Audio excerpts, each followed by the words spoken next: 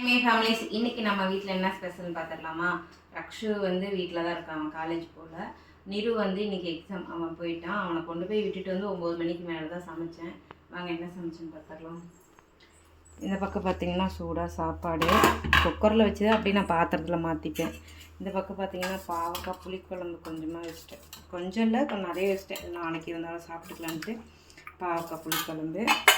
இந்த பக்கம் பார்த்திங்கன்னா ரசமும் வந்து வச்சாச்சு, அந்த தக்காளி இதெல்லாம் போட்டு ரசமும் வச்சிட்டேன். ஸோ இதுதான் இன்றைக்கி நம்ம வீட்டில் ஸ்பெஷல். நம்ம வீட்டிலலாம் என்ன ஸ்பெஷல்னு சொல்லிட்டு கீழே மறக்காமல் கமெண்ட் பண்ணுங்கள். அப்புறம் நிறைய பேர் நிறைய விதமாக ரக்ஷு போட முடியாதுன்னு சொல்லியிருந்தீங்க.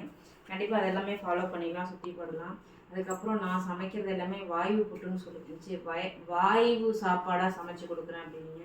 அது என்னன்னு தெரியல. வாயுனா கிழங்கு ஐட்டம் சாப்பிட்டா தான் வாயு. ஆனால் நீங்கள் எதை மென்ஷன் பண்ணுறீங்கன்னு தெரியல. நான் கிழங்கு ஐட்டமே சமைக்க மாட்டேன், எப்போயாவது ஒரு டைம் தான் உருளைக்கிழங்கு கொடுப்பேன். இந்த வாரத்துக்கு ஒரே டைம் தான் நான் உருளைக்கிழங்கும் கொடுத்தேன். ஸோ இருந்தாலும் சொல்லியிருக்கீங்க உங்களோட கருத்துக்களை, ரொம்ப நன்றி. இப்போ ரக்ஷு ஓரளவுக்கு 70% வந்து ஹாப்பியாக இருக்கா, குணமாக இருக்கா. பார்ப்போம். பாய்.